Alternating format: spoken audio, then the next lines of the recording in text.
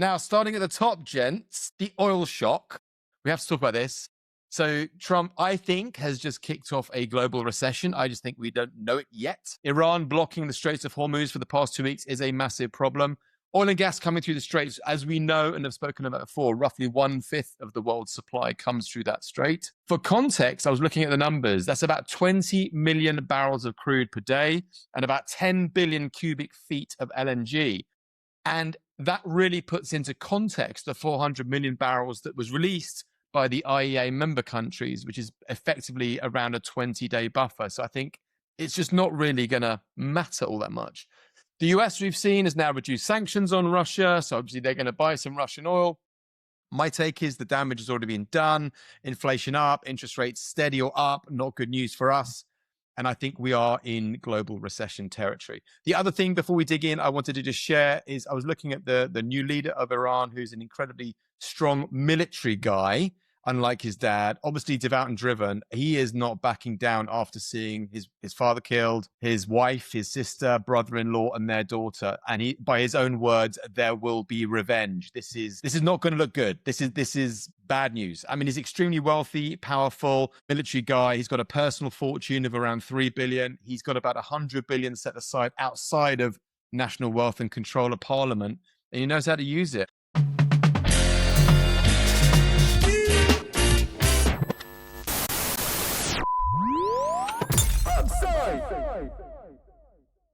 So Mads, a lot of word salad there. Pair it back to Europe, pair it back to us, startups investing, and all that good stuff. Yeah, a bit of a pickle we're in. I mean, we were talking about the anniversary of the Russia's invasion of Ukraine a few weeks ago, and as we'll recall at the time, that meant that we could no longer rely on Russian gas, and so we turned elsewhere to buy kind of that core energy supply for the continent. And some of it we could get from the US, but a huge portion we got from Qatar. That's now no longer available. And this means massive impact to the European economy. We've seen the gas storage is 40% down from 2 years ago. We've seen the price of gas already doubling in sort of the local wholesale market. And that means that the diversification strategy we put in place after 22 is now itself broken. We've also seen that we have kind of economically, we have kind of multiple factors that are hitting our economy. On one hand, we are ramping up spending on defense. We're expanding the deficits because of that. And so that in itself is inflationary. And then you have this inflation that will hit from energy markets if this doesn't get resolved quickly. So that's a bad cocktail. Could lead to higher interest rates. When there are higher interest rates, people are potentially less likely to allocate to alternatives. That means less money for venture capital, means less money for the startup ecosystem, means less growth. So you kind of have it's kind of a bad cycle of things all around. And some of the same mechanisms that made 23 and 24 brutal for European venture. So hopefully we can find a solution to this. I'd say in parallel, there is upside as well. We've seen just today, the UK government came out with a new report called Building Our Nuclear Nation, and they are really adopting lots of new policies to boost the development of nuclear power, both the small modular reactors and also the bigger power plants. And the whole idea here is really to rebalance our energy mix away from the over-reliance on gas, make it cheaper again. Today, it's almost 5 times as expensive to construct nuclear power generation in the UK as it is in other countries like South Korea. And that, of course, is something we need to address. And that's the whole idea of this new policy. So I'd say that's a good thing. And that is part of a wider backdrop you could look at here, which is that sovereignty is becoming investable. That is sovereign energy, it's sovereign technology, it's sovereign defense. The energy transition, which we've been talking about in Europe more than anywhere else, kind of all this green energy, but it's no longer just about climate policy. It's about energy security. And hopefully that's something that can mean that we can drive more of the right type of investment. Just to top out the segment, I would say, look, we've seen the EU Industrial Accelerator Act, which has just been adopted, kind of the whole made in EU procurement requirements, which are around making sure that we buy more and we create a better market for buying technologies that are developed here in Europe. So potentially some good things that could come out of this if you squint a little bit. But I must admit, the immediate backdrop is tricky. Yeah, the EU by EU, they've included the UK in that, haven't they? So it's not graciously. We haven't been excommunicated from the clan, which I think is a lovely thing. Lomax, obviously, we are baked in inertia here. This is going to be a challenge. Which aspect would you pick up on? A few things to pick up as it relates to tech, and particularly tech in Europe. So the first thing is, interestingly, the public markets investors seem to have seen that tech as a safe haven. So Mag 7 has performed, it was up 1.7% since the conflict began, vis-a-vis other stocks, which are generally down. So it's kind of ironic that we've been talking potentially about big tech getting over its skis, and now people are flying to said people potentially over their skis as a safe haven from global meltdown. So that's an interesting development. We'll see if that continues. The second one is a point that I personally, and I think we've all been saying a lot repeatedly on this podcast, which is around defense tech, which is that Ukraine has become effectively the Silicon Valley for new wave, new age defense tech. So this concept of not developing $5 million missiles and firing them in what you could call old school defense, although we'll talk about that in a minute, because certainly the US has been using plenty of Tomahawk missiles in Iran. This concept of sort of fast fashion aspect of defense, spinning up 10, 20, 30K drones or interceptor drones, using them in either an offensive or defensive way. And Ukraine has obviously built a huge specialism here, sadly, but at least there is, I guess, some upside there. And interestingly, the Americans did not consult the Ukrainians before this conflict, although I think they're now sort of realizing that with the Iranians firing these $20,000, $30,000 Shahed drones and taking out $300 million radar bases that the US has in the region, and obviously airports and critical infrastructure, that the Ukrainians have developed some pretty compelling interceptor drones for the Russian equivalents of those Shahed drones. So actually, clearly, it's worth chatting to the Ukrainians, who are the world's biggest expert on this. So I think that's a very interesting development. It also segues a bit just generally into the economics of warfare. The Americans have been firing these expensive 3.6 million a pop Tomahawk missiles into Iran. I think, interestingly, there's a good article in the FT this week where they said that the Americans have only ordered 322 of these Tomahawk missiles in the last 5 years, where they fired 125 at the Houthis last year, and they've probably fired at least 200 this year. So in a way, they are massively depleting their stocks of these big missiles.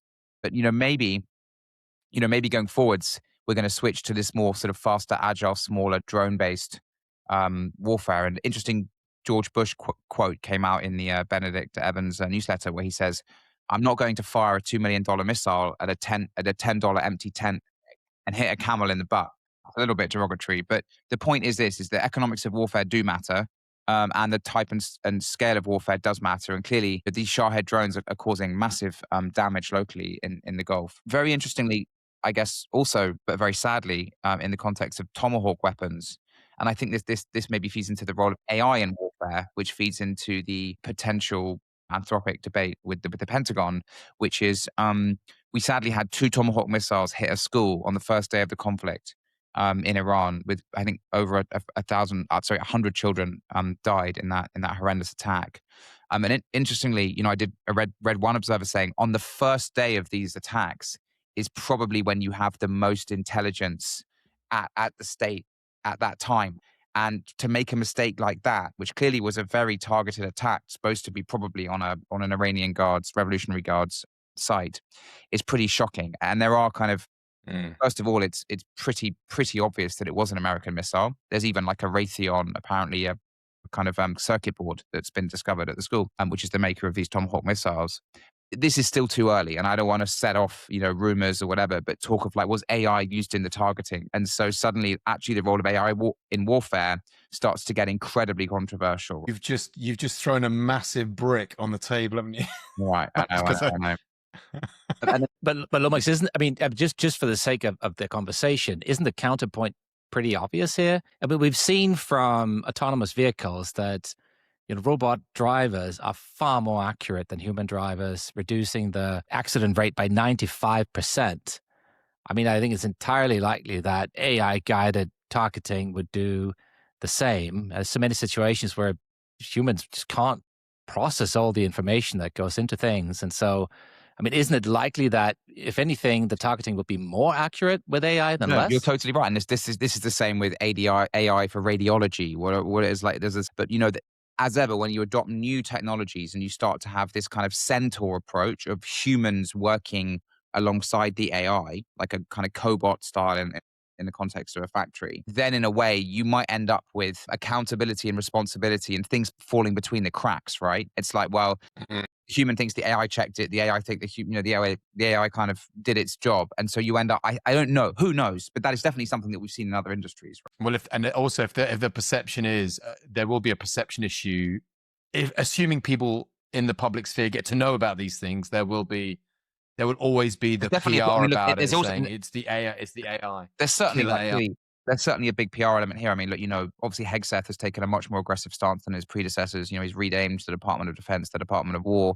I was reading an article this week saying that there was a kind of safety team in the Pentagon which is supposed to avoid collateral damage. 95% of it's been disbanded. So I do think that there is that whole piece going on. This is conjecture mainly, so we should be careful. Certainly, as AI, because there's both like AI almost in a white collar sense with the way that you use it for targeting, and then there's like the kind of autonomous systems and drones that you actually have or will have more and more of in warfare, which are kind of different things and different things to think about. I guess they're all part of the same point. But interesting, taking back to Europe now in defense, maybe just to finish this is, so yes, the Ukrainians are kind of best in class at this new genre of warfare, and that will only continue. So I think it's good that that capability is in Europe. But interestingly, kind of reverse in Europe this week has been the Polish, who obviously on the Eastern Front with Russia have just turned down. The president of Poland has just turned down one of these big safe loans that the EU had promised. So the safe, as a reminder, is this security action for Europe, which is $150 billion of loans that the EU is going to make at cheap, well, roughly 3% interest to certain countries to bolster their defense capabilities, right? And Germany have turned this down because they want it. Germany can obviously borrow more cheaply on the public markets. So this is earmarked for countries like Poland. In fact, the loan that was going to Poland was 44 billion, which is a third of that whole budget, basically. Why was it turned down? So in Poland you have the sort of more kind of hawkish Donald Trump style president, and you have the more pro-EU Donald Tusk, who's the prime minister. So there's an inherent conflict there, which is an internal Polish issue. But the president turned it down because he doesn't want to effectively be seen to be going, cap in hand to the EU, having to owe the EU all this money, even though Poland borrows at like 5% and they would be getting this loan at 3%. And interestingly, the Polish had only this week approved this new Iron Dome, which has been handed to a Polish and Norwegian contractor for $3.5 billion, which is going to come out of this loan. So that's now going to be kind of kicked into the long grass. The Europeans are still effing about on this kind of stuff when they really need to get a move on. Also, interesting. Polish Iron Dome is $3.5 billion. The US Golden Dome program is $1 trillion project. So I don't want to. I mean, I think about like there's a delta and there's like an absolute fucking ocean between. I'm not quite sure what you're getting for your money there. It's Lomax. It's gold, right? It's Trump. It's gold. There are so many jokes. I don't even know where to start, so I won't. But I want to stay with Europe, and I want to talk about Europe absolutely nailing it this week. I think I was quite buoyed and pleased this week with the amount of good news that came out in the press. So we got Yann LeCun with Amy in France raising the largest seed round ever at $1 billion. There's a proposal from the E6 countries, that's the EU, Germany, including Germany and France, to reinvigorate the plans to unify the bloc's capital markets, and then asking the EU to govern, not the nation. So that might be a good thing. We've got Alan, Steve. Sorry, that's probably an in-joke for me only. But Alan, the health insurance startup founded in 2016 in Paris, hit nearly 800 million ARR, raising 100 million at $5 billion. Congrats to you. Revolut getting their UK license after a 4-year wait. So loads of good things to be thankful for here. Lomax, anything that you would look at or what we should discuss? I guess this is Europe's first Instacorn, no? We have that team. We have the team out of DeepMind in the UK, but they haven't actually raised their $1 billion seed round, right? So this is actually confirmed Europe's first Instacorn. Instacorn being an opening seed round of $1 billion. I think in the US we had Thinking Machines, that raised $2 billion, and this is first in Europe. So good on Yann LeCun. It's great that I guess the UK would say it's not great that it came out of France, but it's good generally that it came out. The French generally have an amazing heritage in computer science and math, and I guess this is testament to that. Have you seen, the Fields Medal, right? This math prize that gets awarded every 4 years. The French are number 2. They have 13 winners of the Fields Medal behind the US, who won 15. I did not know that. That I is know. a very So interesting tidbit basically, of information. Thank you. I know the French are great mathematicians, which obviously lends well to computer science. So Yann LeCun thinks that current LLMs are fundamentally the wrong path to human level intelligence. I'm sure Mads has a very intelligent thing to say here, but instead, AMI is building systems that learn how the physical world works from video spatial data interaction. They plan, reason, and maintain persistent memory, so closer to cognition than autocomplete, and they act autonomously in real environments, so not just generate text and images. Yeah, I don't know, Mads, these are so-called world models. What's your latest thinking as our current resident AI bot on these theoretical world models? Very proud to be named an AI bot. Is that sort of next-gen robot?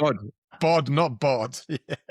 Sure, I'll take it. I think it's fabulous. I think it's great. World models is obviously where it's at. We've often talked here on the show about how we've been constructing intelligence out of words, and words are incredible. Human language is incredible, and we can see what the models can do, and I marvel at what my Claude Code and my Opus 4.6 does every day, but it only goes so far. And we also know the models can, discuss Newton's physics, and explain them at great length and with great poetry, but they couldn't navigate across a room, right? They can't control things in the real world. They just don't understand how kind of space really works once you get into it. And so you need different kinds of models.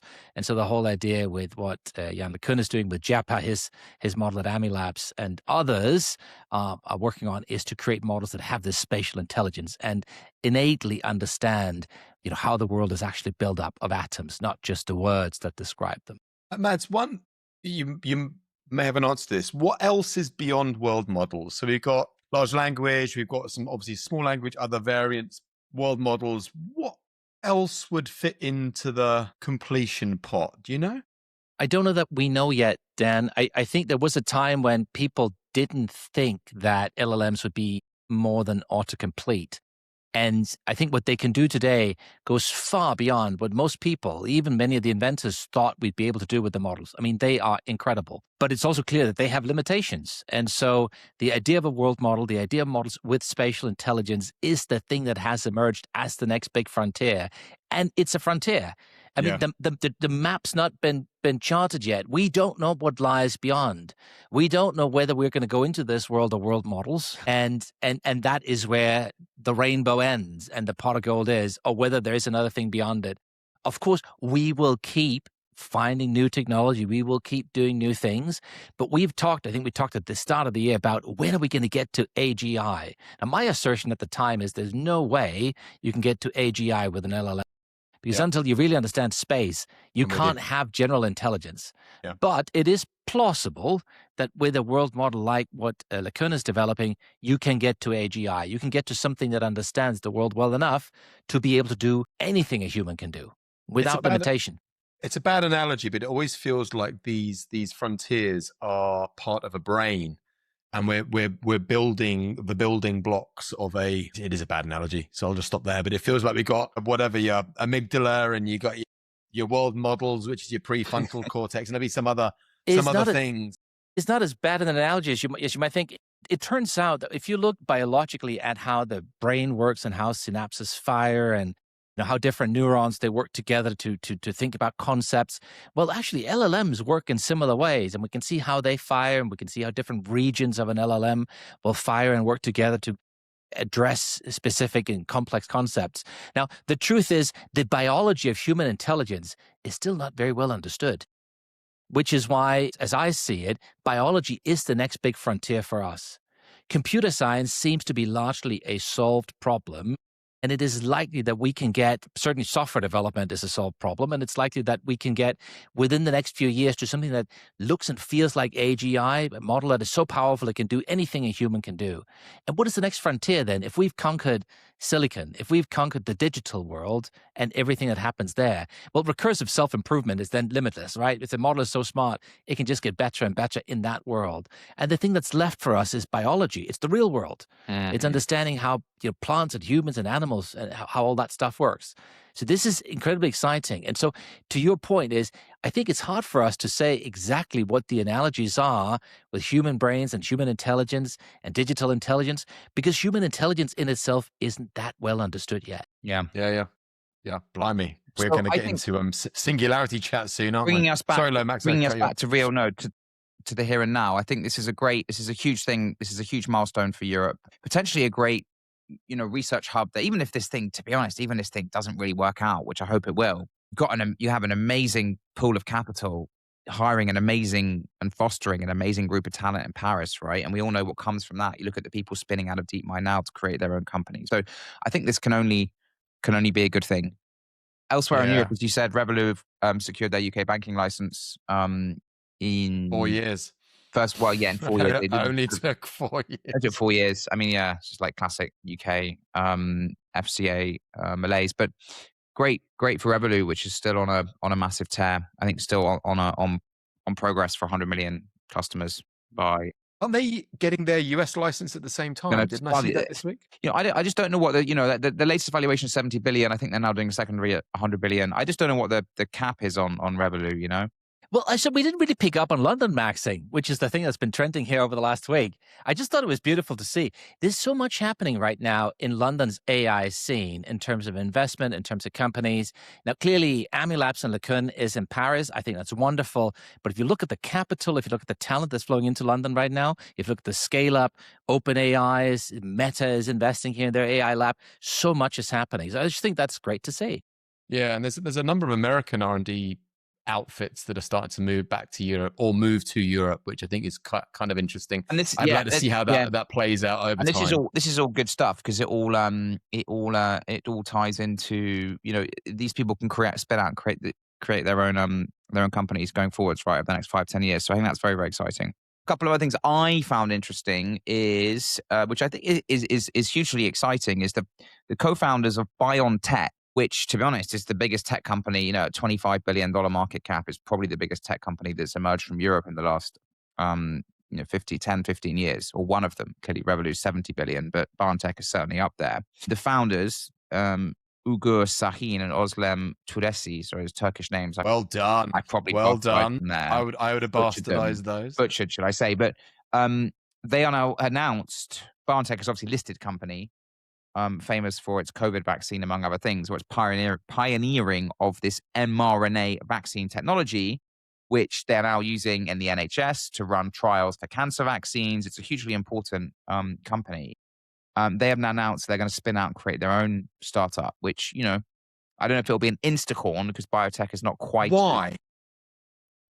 That as much is not clear, but they're running a 25 billion market cap listed company. Is it the innovation angle? Is it because they can't move as fast or do as much? I'm not going to speak for them, but yeah, of course, if they raise a lot of money in a private company to target something new, then they'll be able to move potentially faster, right? So I think that's exciting for sure, and good to see that. Apple was good at that. These guys, I had a couple of friends who worked at Apple. Yeah, they were good at that. They were good at creating the internal competition, conflict, independence, so that they could get some good stuff going. I had a couple of friends in some of the departments there. At the more macro level, one thing that you flagged in the docket was around this, the Europe's 6 largest economies, the E6. Yeah. Pop quiz. What are the 6 largest economies in the EU? Come on. I would go Germany, France, Italy. Oh, blimey. Well, that was an easy one. Poland? Yeah. Poland? Yes. Spain, Netherlands. Yeah, okay. Obviously, Mads knows. So the E6 want to create a central supervisor for stock markets and other critical financial entities. This is something that's been floated and talked about for a long time as a sort of harmonization of capital markets to make things easier to both raise money and deploy capital. This was included in the 2024 Mario Draghi report on competitiveness. It's kind of been, since then, a little bit kicked into the long grass. It's now being picked up again by the E6.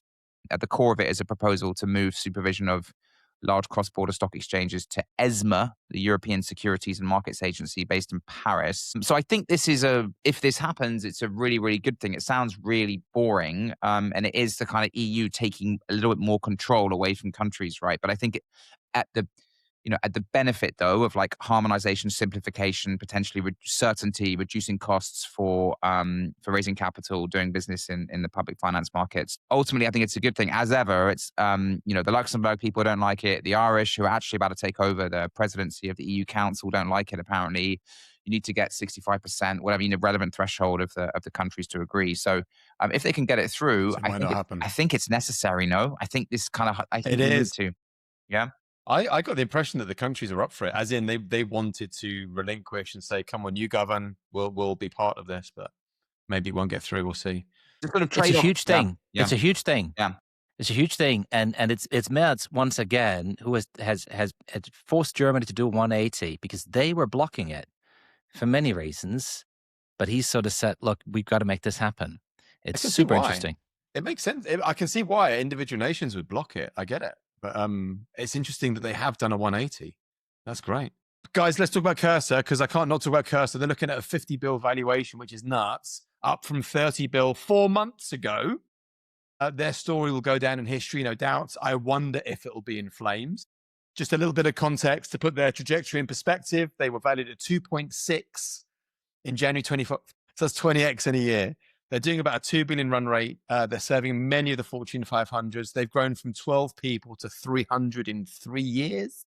However, it's an aggregator. It sits on top of the foundational models, and they're the middleman. So why would you go to the middleman when you can go direct to the Anthropics, the OpenAIs, and the Googles? That said, 2 very quick wildcards for you. Could Microsoft swoop in and get them to replace a lot of the not so loved products, should I say, in the Microsoft armory? And the other is looking a little bit behind the scenes, and I'm not a massive Cursor guru here, maybe one of you two are, but are they actually in a better position than we think by having the customers? I think they've got about 1.5 million customers now, about a third of that paying. So are they taking all this information and feeding their own model, Composer, and distilling? I'm not trying to cast shade here, but are they actually in a much better shape because they've got the data, they've got the users, and they're just training their own models? So they're in a much stronger position. Mads, this is more your loving space than mine. Where would you go? I think it's instructive to look at the history of how we got here.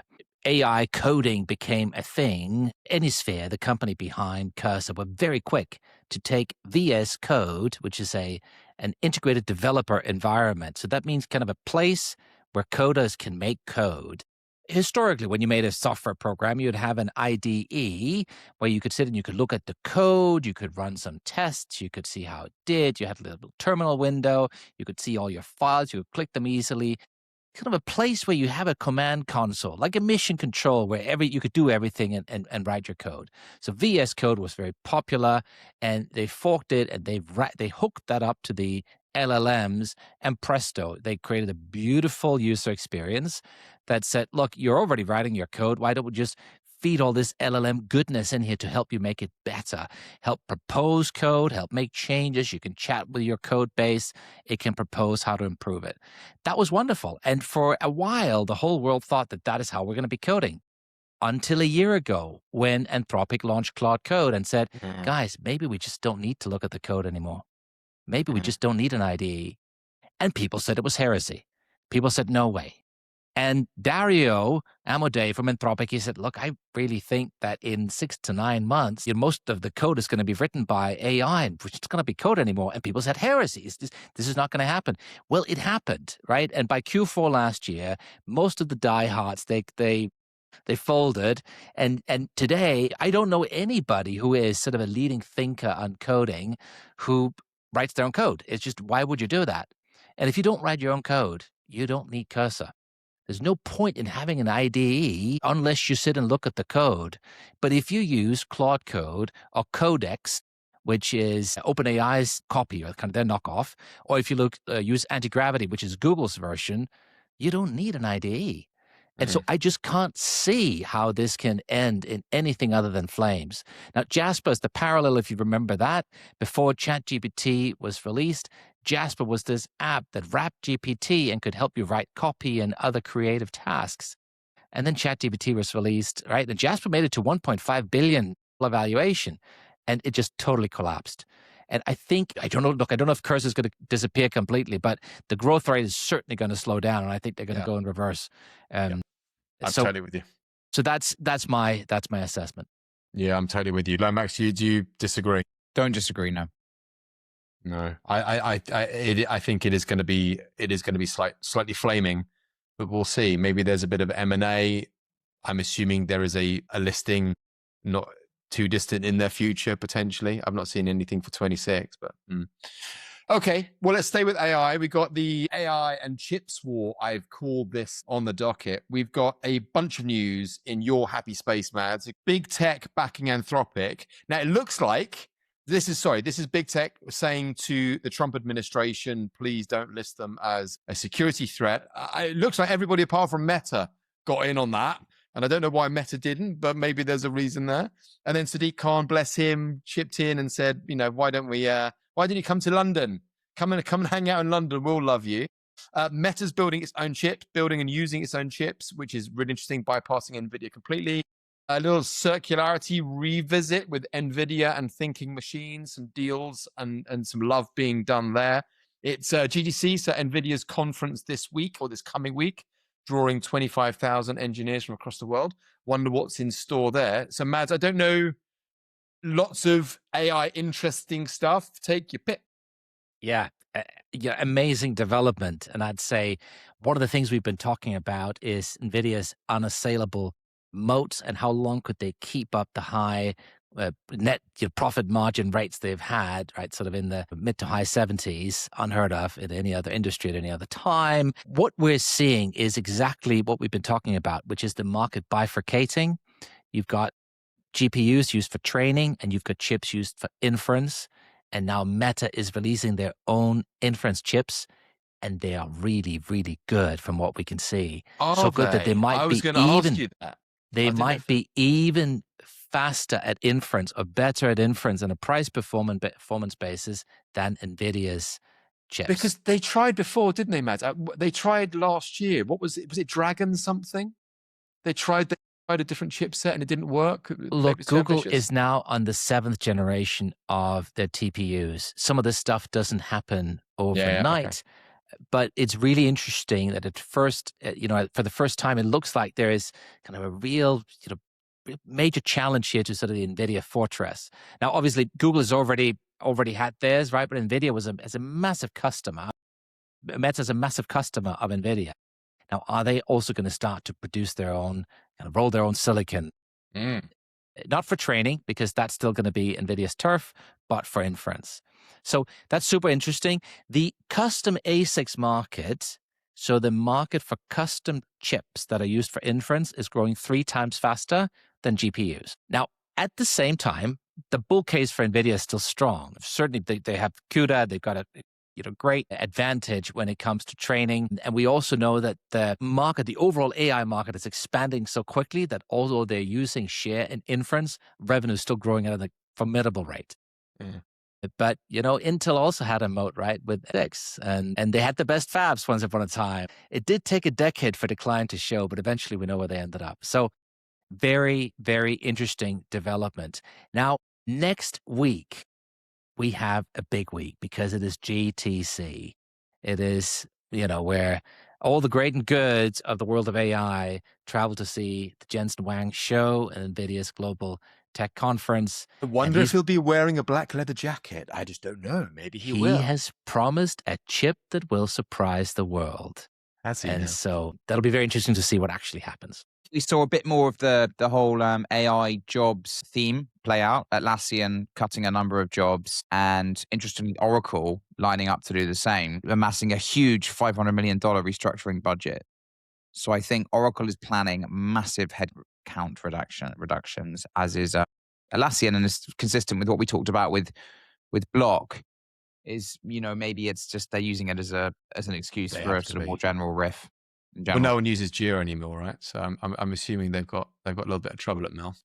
Exactly, and then we saw. I mean, Atlassian's one of the worst performing stocks on the on the market this year. And I think you pointed out Sadiq Khan, making overtures to Anthropic. I think if you're a business leader, I think that's probably it. What else? What else have we missed? Has anyone got any deals of the week? Another Instacorn, actually. I guess this But not a European, right?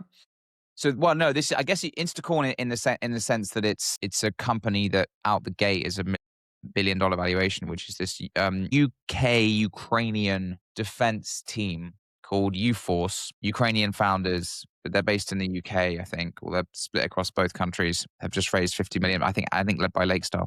Lakestar seem to be doing anything that's sort of almost half good in defense. Lakestar, especially in Germany, seem to be in every single defense company.